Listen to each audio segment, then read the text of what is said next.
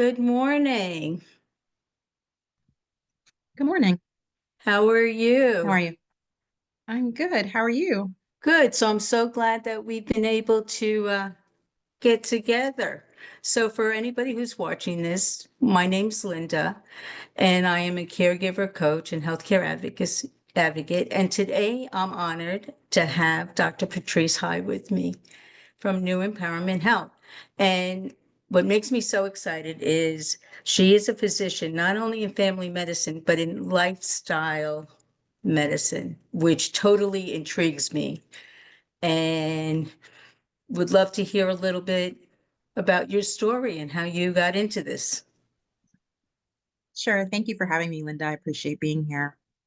So, I've been a family physician for 23 years, and I found that I always wanted to engage in wellness care. That's why I went into medicine all those years ago. But through the years, I realized that I have been taught to engage in the sick care world. And I realized that my patients deserved more than that. So recently, in the last couple of years, I'd gone back and done a separate certification in lifestyle medicine.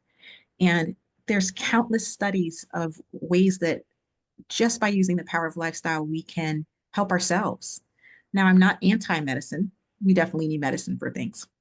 But there's so many things just by fueling your body correctly or moving a bit more or not sitting all day. We've all, we're working remotely from home. We're not actually moving as much as we probably were before. Um, Managing your stress and managing your sleep and recognizing that sleep is really important. It's not just a luxury that we have. All of those things affect our body systems, and those effects lead to disease. So a lot of our suffering is unnecessary. And so I want to spend the next stage of my career talking and supporting people through that. So I left my corporate situation about 18 months ago and decided to start this lifestyle medicine practice where I support women, primarily women, who really desire to do things a bit more naturally and to use the power of their lifestyle in order to improve, prevent, or reverse chronic disease. So those are things like diabetes, high blood pressure, high cholesterol, obesity, early heart disease, early Alzheimer's. Those are the big disabling things that we have the most data for. So that's where I plan to spend the rest of my career energy, um, being more impactful, helping people navigate both their doctor's visits and also their own health, and partnering with their PCPs to do so. Yeah, the reason why I wanted to have us have this conversation was because I work with caregivers, and caregivers naturally do not prioritize themselves because they feel that everyone else is more important than them, and they don't take the time. And it's a process to get them to become aware that in order to care for others, you need to care for yourself. And that's why I wanted to talk to you, because one of my largest challenges um, is trying to let them know what the little things are, because I believe you can only go one step at a time. Agreed. And what would be some advice that you would have, where to start? How do you begin a journey where you're learning based on lifestyle? What changes can you make based on lifestyle? Because I know you do evidence-based medicine. So, and that I think is wonderful because you've got the data and you know exactly what's working, what's not working. So, what type of advice could I give to a caregiver who's used to giving of themselves and not taking care of themselves? Because I want these people at the end of the day to live healthy lives while they're helping others. And when their journey may end, that they're not unhealthy. Because I've had people come to me who have negated Sure. themselves for so So I think long. the most important thing, Mhm. Yeah, so go Uh, ahead. yeah, so sorry to cut you off. I think the most important thing for people to first understand is that mm, taking care of yourself is not a selfish thing. So self-care is not selfish, first and foremost. And some of us have to find our why in order to even begin to care for ourselves. And hopefully that why is not your first heart attack or what have you. Stress, which is what most caregivers feel, I would think, is it affects so many body systems. And I think people need to understand what happens first before they can decide what to do about it. Because we sort of we have things happen, we have symptoms, we have things that we feel that we tend to ignore because we're caring for others. And we're prioritizing that other person because they need us, right? But there's good stress and bad stress. And good stress is the stress that keeps you from being eaten by the bear. You know, your heart rate goes up, your breathing goes up, all of the things, but it's only supposed to be short-lived. And now in our sick care world, we live chronically stressed. And chronic stress leads to your adrenal glands being overworked and releasing adrenaline and cortisol all the time, which we were never meant to do. That increases our heart for long periods of time. It can affect our respiratory and cardiovascular systems by just making everything revved up, which again can lead to heart attacks and strokes and all kinds of things. It can affect our digestive system, our muscular system, our reproductive systems. People who are stressed have trouble conceiving and all of that kind of thing. And most importantly, or maybe not most importantly, but it can also affect our immune system. So we can't show up for our loved ones or the people that we're caring for if we're down sick ourselves. So what can we do about that? Which is what your original question was. But I want people to understand why working on their stress is really, really important, because you cannot show up for others if you are pouring from an empty cup or a half full cup. We're supposed to give from our overflow. Mm-hmm. And so from just it can be so simple and it doesn't have to be complicated. And that's really my message for anybody who's trying to make change of any kind, is it doesn't have to be hard. It just has to be purposeful. So some self-management tips that we could use are to, connect with others. We tend to, when I would assume, as caregivers, that sometimes we might isolate because we're so busy caring for that person. And so I think it's important to connect with others, either others who love us separately from our caretaking situation, or others who are also caretakers, because then you have a community of support. You could try different healthy ways to relax, like whether that's just listening to music or exercising or dancing spontaneously, meditation or yoga. It doesn't have to be hard and it doesn't have to be all day. Um, Even just having a moment of reflection and recognizing, okay, no, I used to do the thing, whatever that thing was, and going back to that fun thing. I think as caregivers, we still have to remember how to have fun, whatever that means. Making time to laugh. We know that people who laugh live longer and they just have more joy, you know? Making sure you're taking care of your spiritual needs, whatever that is. Um, Sometimes when you're just in the moment and super stressed, sometimes it's just important to take a deep breath. We all breathe super shallow when we're stressed, and your cells and your organs want to be bathed in oxygen all day. They work better when they are. And so there's certain breathing techniques that just to be aware of your breath and to give yourself the grace of the 30 seconds or the couple minutes to do whatever the thing is. You could go get a massage and you can take yourself to the spa and you can do all these things.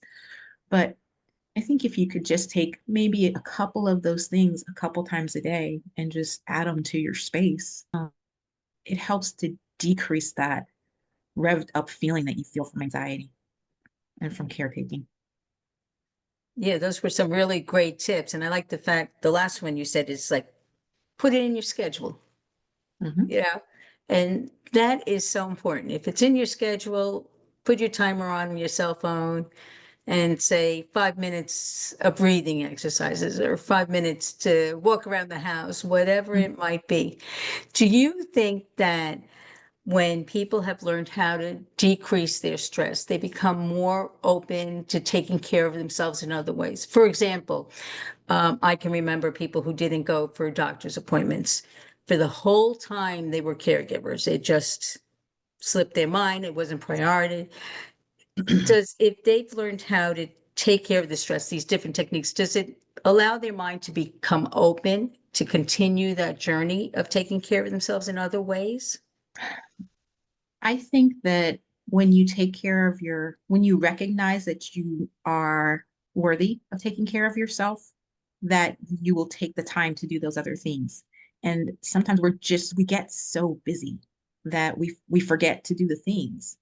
But if you're not well, you can't take care of other people. And sometimes I'm back to the selfish thing. We feel like we're being selfish if we take the time to go to the doctor, or if we take the time to do that manage self-management tip. And I like to reframe that for people, because when you take care of you, you can better show up in your life for whatever the thing is. Whether that's remembering, oh yeah, I'm important too. I'm due for that pap smear, or oh yeah, I'm important too. Huh, I think my blood pressure's up because I have a headache, or even to pay attention to those cues that you might not normally pay attention to. Sometimes those cues are really to give us um, a warning shot before something really awful happens. And if you're not well, who's going to take care of that loved one? Not all of us have siblings. Like, I'm an only child and I have aging parents 3 hours away. If I am down, nobody gets what they need. And so I think it's important for us to recognize that um, going to the doctor at least once a year should be a priority, not a luxury. If you are already on medicine for hypertension or high cholesterol or whatever the thing is, keep your regular follow-up appointments. And even if you have to just figure out how that loved one is going to get taken care of for that hour that you might be gone, it's so important.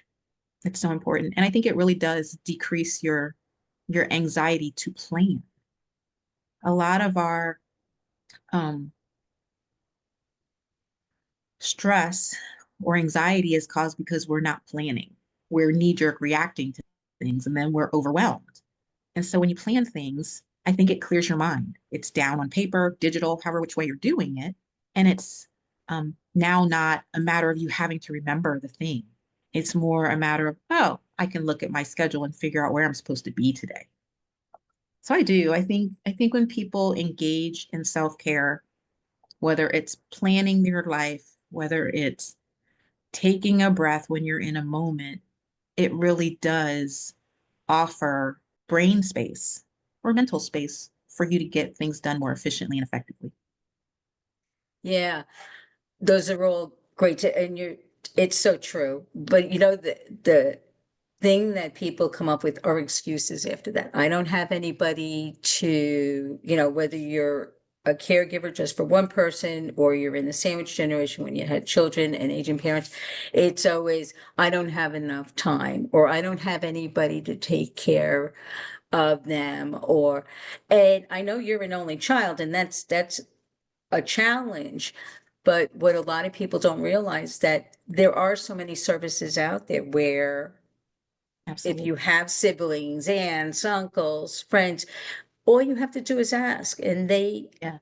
more than likely would be very happy to help. If you need Right. somebody to take a parent or a child somewhere, you can ask somebody. So you can have that time to go get that memo that maybe that is 2 years overdue. Hmm. And the same thing with learning how to manage time. There's no pamphlet that's given to any of us on any level. When we have babies, there's no pamphlet on that. How to grow up, the tools that you Hmm. need to grow up, how to take care of your parents when, they become your child, in essence. And Hmm. now you're a parent not only of a young child, but of an older child. There's, Right. we learn as we go, but we need to be open to all the other influences that affect it. So, how would people get in contact with you if they'd like to continue a conversation with you? Yeah. So you can certainly reach me by email at www.drpatrice, Patrice, High, High.com. You can reach out to me on social media. We are at New Empowerment Health on both Facebook and Instagram. And as well as my LinkedIn is actually my name. So that's another way to reach me. Those are the main ways to reach me, and I'm happy to talk to anyone about, how we can help you stay well so you can take care of others.